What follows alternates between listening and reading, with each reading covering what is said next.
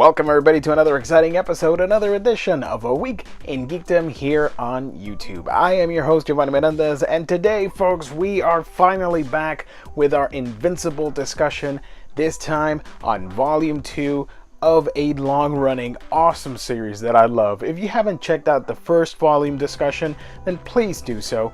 We covered it last month with my good friend Gabe of Gabe Infinity Watch, and I will link that up as well, that previous video. But today we are talking about Volume 2, one of the slower reads in the whole series, if you will. There are a lot of chapters in the saga of Invincible, so not everything is going to be A+ material all the time, but they're still fantastic, and such is the case with Volume 2. I know a lot of people love this series. I do too. All my friends love Invincible. It is one of my favorite comics of all time. There, I said it. And this Ultimate Collection hardcover collects issues 14 to 24 and the Zero issue, as well as an Image Comics summer special from Free Comic Book Day back in 2004. It's been a long ass time, guys. So yeah, what do I think? Initial impressions of Invincible Volume 2, if you will. This is a slow burn. The very first few issues, I would say the first half of this book, is very slow. Yes, there is action throughout the whole book, as usual with an Invincible title. But finally, the series slows down so we can really take in what happened on our previous discussion or our previous book, where basically everything just went to crap.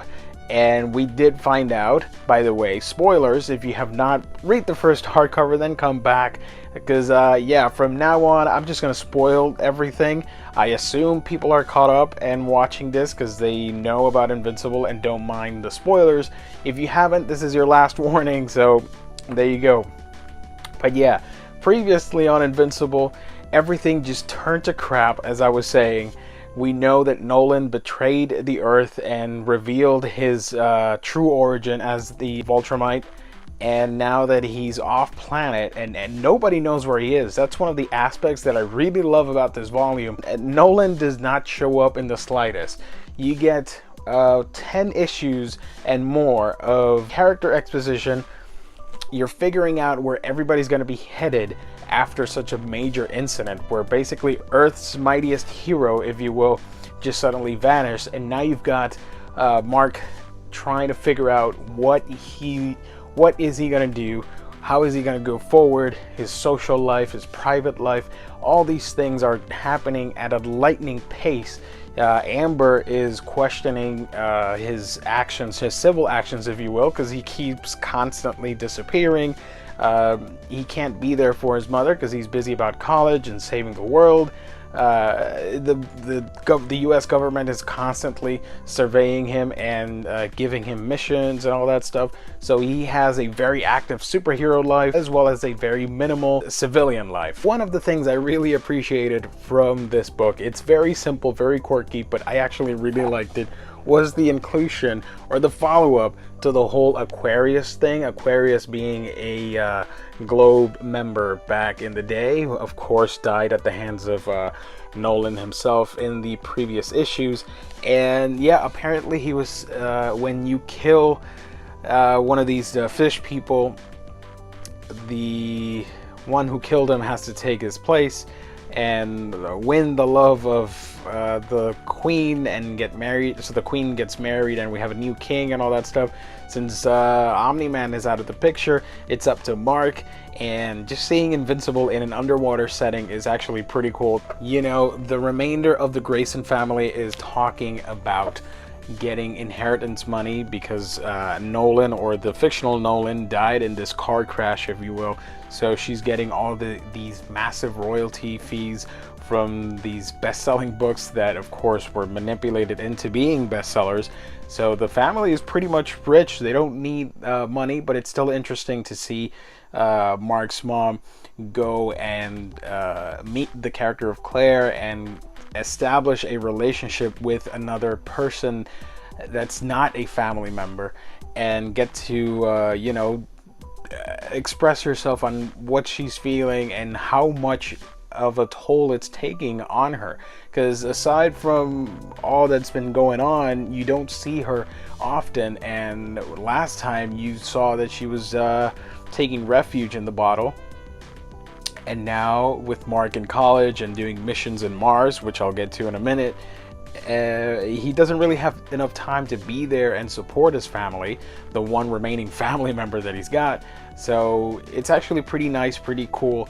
She later gets into real estate and try out different things. Her character's always been very supportive and this anchor that not a lot of people give her credit for. But yeah, you start to see a very cool transition of a character that was really up here, fell down, and is trying to slowly build up and better herself after such a tragedy of Omni-Man revealing who he was and supposedly telling everybody that he didn't love them and all that stuff. So it's actually pretty interesting to see that progression of an otherwise B character, if you will, in a massive comic book. William and Adam Eve splitting up. That was always hilarious to me. William, of course, later on isn't as prevalent, but in the early issues, he was a pretty integral to the whole plot of Invincible and Mark's daily life, if you will. So it's actually a pretty interesting snapshot of that point in time in the Invincible history of these two going out, which was pretty odd. Next up on our Invincible discussion, Angstrom Levy. One of the more interesting villains that you can ever find. This guy is just insane, and you actually get to see him for the very first time in this volume. I was very interested back then. I still am. His character progression is fantastic. You get this guy that has this knowledge of the multiverse, can access all these cool powers and mind abilities, and wants to get every single version of himself in the multiverse together so he can absorb all the knowledge that they all got and, you know, basically be this brainiac type person. Of course, it goes horribly wrong. Angstrom basically helped the Mauler twins escape prison and then used them to construct this huge, weird device to get all the knowledge from the brains of every single Angstrom out there in the multiverse. And of course, Invincible shuts everything down, the machine explodes, and we get the birth of a supervillain, the real first supervillain. Because aside from Omni-Man, the first 13 issues don't really focus on a particular villain. They're all C-listers, if you will. They're all side villains, and it's more about the relationship of father and son. And in this book, as I mentioned at the beginning of this discussion video, this second volume is more about world building and establishing where everybody's gonna go moving forward.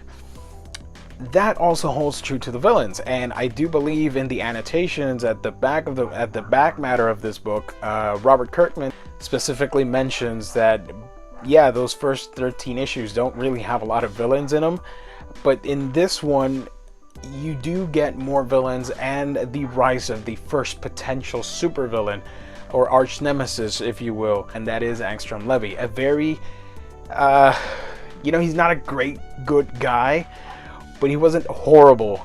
But after this, it was actually pretty interesting, and I had forgotten about this until I started reading this book again. I had forgotten the fact that he did not want the death of a teenage superhero on his conscience, so he just wanted the twins to get rid of him. And when the accident happens and he gets deformed and basically like his brain is gigantic all across his neck and shoulders and all that stuff, and then when that happens and he gets all this scarring, he states it in the actual book where he says that he instructed the Mauler twins to kill him. He broke free and shut down the machine, which already shows you that this guy is kind of crazy. He's lost it almost instantaneously because of this accident. He was stable. Now you know in that quick turnaround that he's not, and he's gonna do some awful shit down the line and provide a heap of trouble for our main crew of Invincible. Next, let's talk about Alan the Alien, one of the fan favorites, one of my favorite characters in the universe, And we get a whole issue devoted to his origin. We know that their race escaped the Voltramite Empire. They basically started doing like a mass factory of birthing or whatever, and some of their scientists had this great idea to raise like the perfect specimen, similar to Voltramite, and the way they are raised, you know, as a fighting race and all that stuff, to see if they could actually use him against the Empire. And of course it doesn't work. He is not as strong, but he's still pretty damn good. He is one of the stronger characters in the Invincible universe. So in this singular issue of Alan, you do get that origin story, which is fantastic, and you do see where he goes after issue 13, where the whole debacle happened last volume, and he leaves Earth. Of course he was confused, and now he's not, so he's going to the council to inform everybody, like, here's this guy, here's this Voltramite that abandoned his post. This is a golden opportunity, and his son doesn't really give a crap about conquering Earth or whatever. And finally we have a crack in the system where we can exploit that and possibly defeat this evil empire that's taking control of everybody. So that's actually pretty interesting. We do find out there's a mole in the council, and it just goes horrible. Alan, for when I remember reading it, and I was like, oh my god, they killed him. No, a few issues or a few panels later, it is revealed that he is in fact alive, and they are repairing him. Yeah, this is not the first time we are going to be exposed to more freakish gore, if you will, or actually gore in space. The relationship between Mark and Amber is actually pretty great. If Adam Eve is his MJ, this could have been his Gwen, if you will. Obviously the chemistry is a million times stronger with Adam Eve, but it's actually pretty interesting. I like the character of Amber in the first book. She wasn't as likable. The character suffered from very minor characterization. In this one, she's given a lot more when she actually finds out who Invincible is. Of course, she's on the brink of breaking up with Mark. She thinks he's some type of drug dealer trying to support his mom, and they barely see each other, so now they're in college. So the issue where they find out each other, they find out like, hey, she knows who I am, and she's like, I know who you are, and she figures it out pretty quickly once Mark starts explaining like I'm a superhero and all that stuff. And we get that Zero issue, which, you know, it's mostly a recap, but it's a very well done recap because it's two characters conversing about it. So it's not like the author or Robert Kirkman explaining everything again to us, but you actually have Mark from his point of view explain to Amber sort of this summarized version of everything that happened in the previous book. So that was actually pretty cool. I like that. And of course the romance gets rekindled, so that is going to take a very interesting turn in book 3, which I will discuss later on. Mars. I'm skipping all over the book, but I really wanted to talk about Mars because it's the first time we're getting a different type of Invincible mission. He's going covert and helping the first astronauts land on Mars, which is actually pretty weird, knowing that, well, we do know that there are aliens in this universe, but they're making such a big fuss that NASA is arriving at Mars with the crew and everything. I'm like, really? You've got like superheroes and confirmed alien species, and somehow this is super innovative? I thought that was always a little bit weird. One of the other cool plot threads that gets played out a little bit later in the following volumes is the character of Titan. I actually really like the character of Titan and that storyline. It's the first time we get those supervillains that I mentioned against Invincible. Titan basically being a former forced lackey to this supervillain in Chicago, if I do remember correctly. And I do believe his name was Machine Head. Basically this kingpin of sorts. Invincible helps out Titan after a brief scuff, and you know, they go and meet up against Machine Head, and they start fighting, and we get introduced to all sorts of villains that not all of them are going to be as prevalent in future volumes, but we do see the introduction of one of the most badass characters, and of course I am talking about frickin' Battle Beast right there at the beginning. A great character. You're not gonna pay attention to him because he's gonna be like one of the cannon fodder villains, but he actually pummels Invincible pretty harshly, leaves, and you're like, did this guy just beat our main hero like it was nothing? You're gonna see him later on in even more epic scenes. You do get to see him as well as Magnetak, Furnace, Magmaniac, and Tether Tyrant, which he has weird bubblegum powers. So yeah, Volume 2. What did I think of Invincible Volume 2?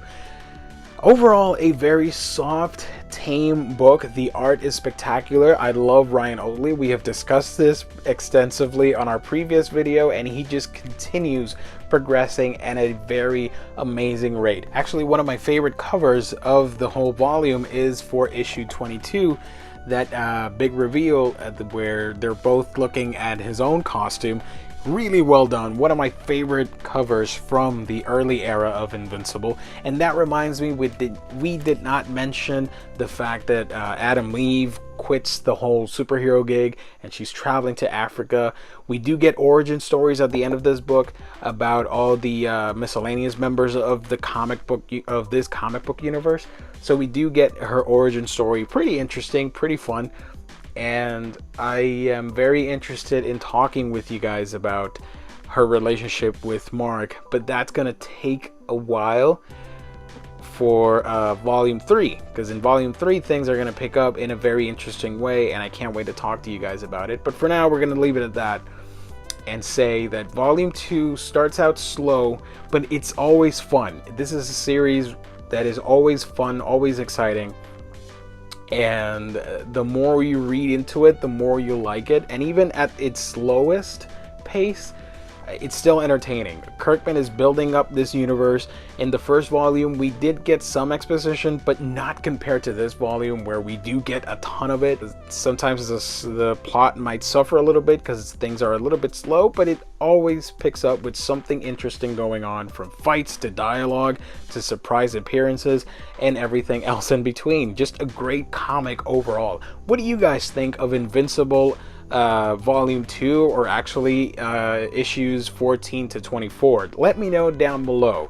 I'm very curious to know what you think. Alright guys, thank you so much for watching another installment, another epic video here at A Week in Geekdom. I love Invincible. Next month I'm going to have a very special guest with me to talk about Volume 3, and some more hijinks will ensue. So thank you guys. As always, follow me on your favorite social media platform, from Facebook, Twitter, Instagram, Snapchat, and many more. Just type A Week in Geekdom and I'm there for you guys. Alright, I gotta go. I have more awesome stuff to do. As always, like and subscribe, comment down below, and hit that notification bell so you know when new videos are coming up. I'm out, and I will catch you on our next video.